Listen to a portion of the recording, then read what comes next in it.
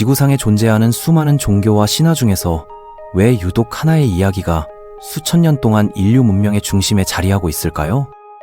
오늘날까지도 전 세계 수십억 명의 사람들이 믿고 따르는 이 거대한 서사의 비밀은 과연 무엇일까요?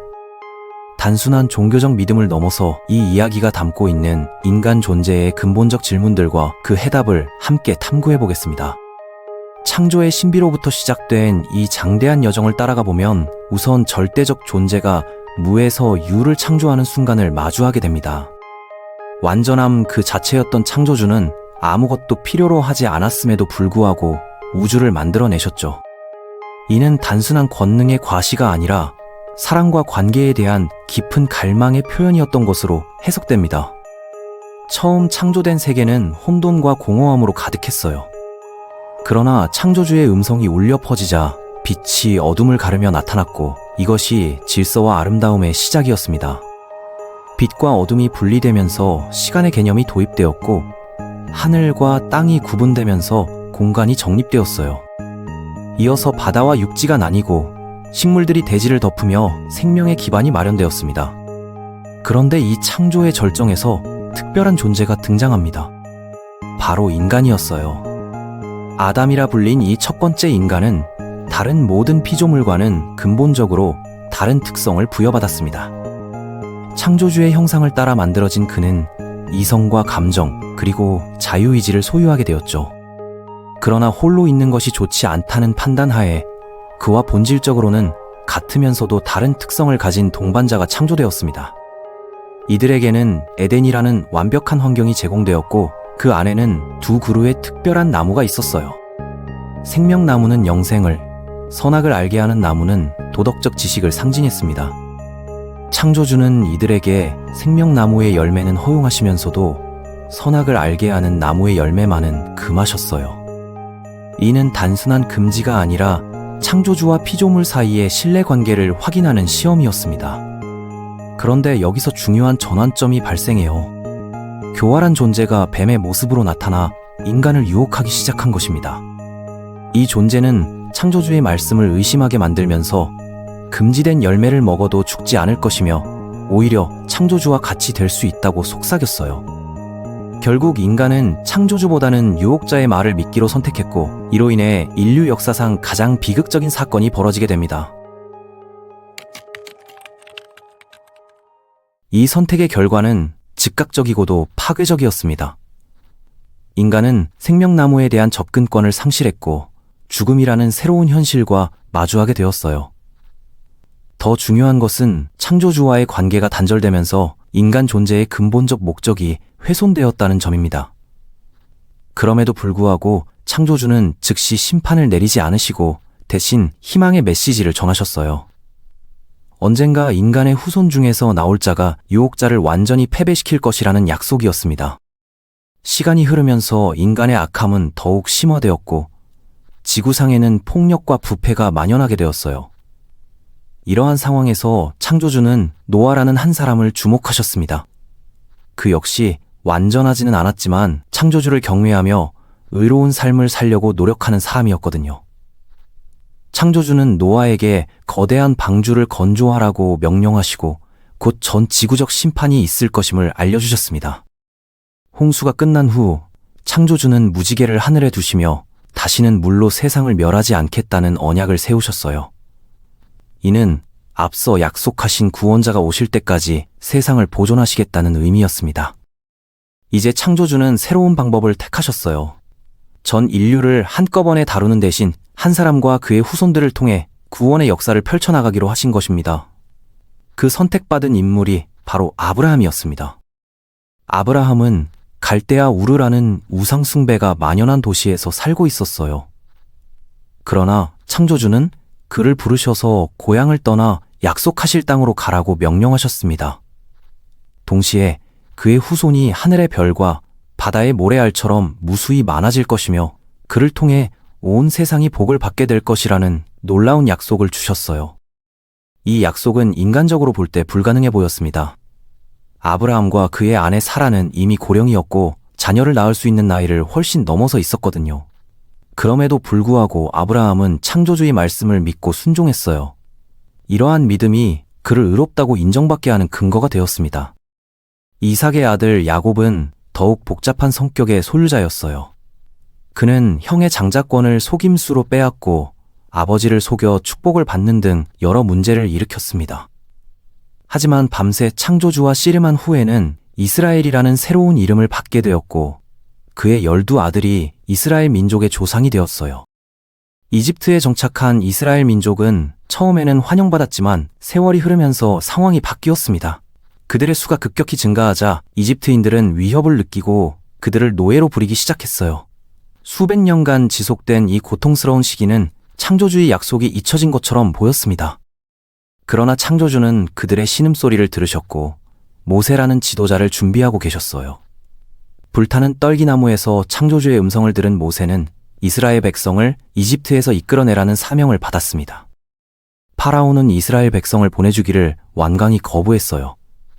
이에 창조주는 10가지 재앙을 통해 이집트의 신들이 거짓임을 드러내시고 당신만이 참 하나님이심을 증명하셨습니다.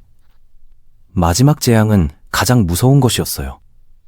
이집트의 모든 장자가 죽음을 당하게 된 것입니다. 하지만 이스라엘 백성들은 어린 양의 피를 문설주에 바름으로써 이 재앙을 피할 수 있었습니다. 홍해 앞에서 진퇴양난에 빠진 이스라엘 백성들을 위해 창조주는 바다를 가르는 기적을 행하셨어요.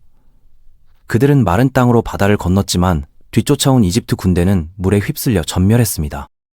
시내산에서 이스라엘 백성들은 창조주로부터 율법을 받았습니다. 십계명을 비롯한 이 율법들은 그들이 어떻게 살아야 하는지를 보여주는 지침이었어요. 동시에 성막과 제사 제도를 통해 죄 문제를 해결할 수 있는 방법도 제시되었습니다. 여호수아의 인도로 가나안 땅에 정착한 후에도 이스라엘의 역사는 반복되는 패턴을 보였어요. 평화로운 시기에는 창조주를 잊고 우상을 숭배하다가 적들의 침입을 받으면 회개하고 도움을 구하는 일이 계속되었습니다.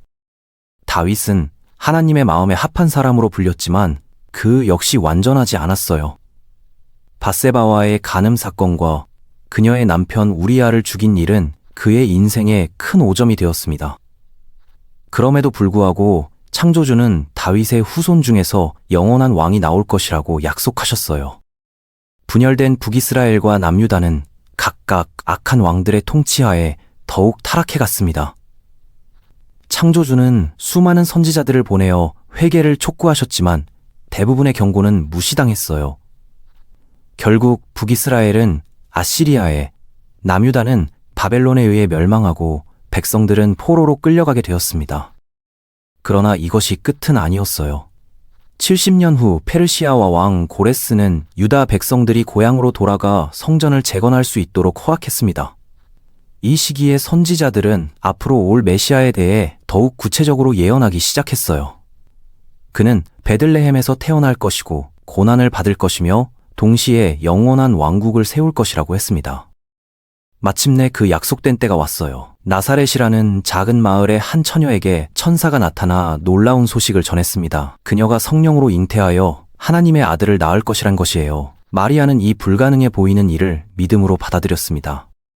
베들레헴의 마구간에서 태어난 아기 예수는 겉보기에는 평범한 아이였지만 실제로는 창조주께서 인간의 몸을 입고 이 땅에 오신 것이었어요. 30세가 되어 공생애를 시작한 예수님은 먼저 세례자 요한에게 세례를 받으셨습니다. 그 순간 하늘이 열리고 성령이 비둘기같이 내려오시며 하나님의 음성이 이는 내 사랑하는 아들이요 라고 선포하셨어요. 곧이어 예수님은 광야에서 40일간 금식하시며 사탄의 시험을 받으셨습니다.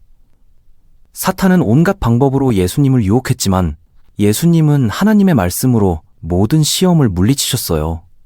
이는 아담이 실패했던 시험을 예수님이 완벽하게 통과하신 것을 의미했습니다.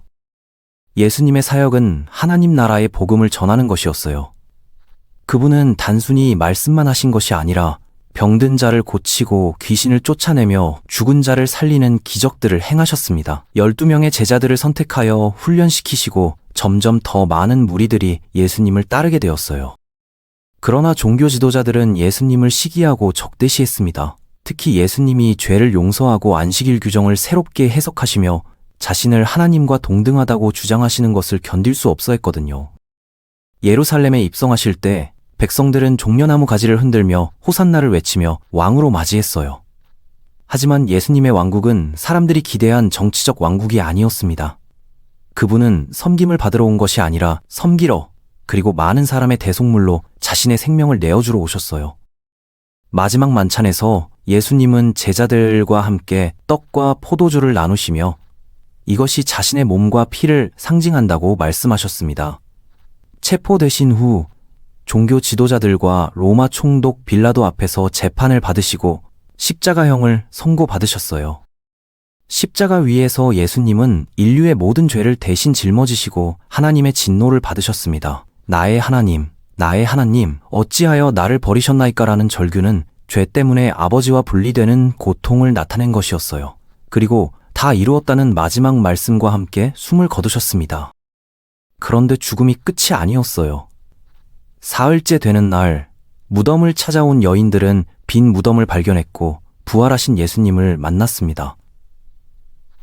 이후 40일 동안 예수님은 여러 차례 제자들에게 나타나시어 자신의 부활이 환상이 아닌 실제 사건임을 증명하셨어요. 부활하신 예수님은 제자들에게 온 세상에 가서 복음을 전하라고 명령하셨습니다. 그리고 성령을 보내주시겠다고 약속하신 후 하늘로 승천하셨어요. 약속대로 오순절에 성령이 임하시자 제자들은 담대히 복음을 전하기 시작했고 교회가 세워졌습니다. 이제 예수님은 하늘에서 왕으로서 다스리고 계시며 교회를 통해 하나님의 나라를 확장해 가고 계세요. 언젠가 그분이 다시 오실 때 모든 죽은 자들이 부활하고 최후의 심판이 있을 것입니다. 사탄과 죄와 죽음은 완전히 패배하고 새 하늘과 새 땅에서 영원한 하나님 나라가 완성될 거예요. 이 모든 역사는 결국 예수 그리스도를 중심으로 펼쳐진 구원의 드라마였습니다. 인간의 타락으로 시작된 문제가 예수님의 십자가와 부활을 통해 해결되고 궁극적으로는 완전한 회복에 이르게 되는 것이에요. 이것이 바로 성경이 전하는 위대한 이야기의 핵심이며 오늘날에도 수많은 사람들이 이 이야기 안에서 삶의 의미와 소망을 찾는 이유인 것입니다.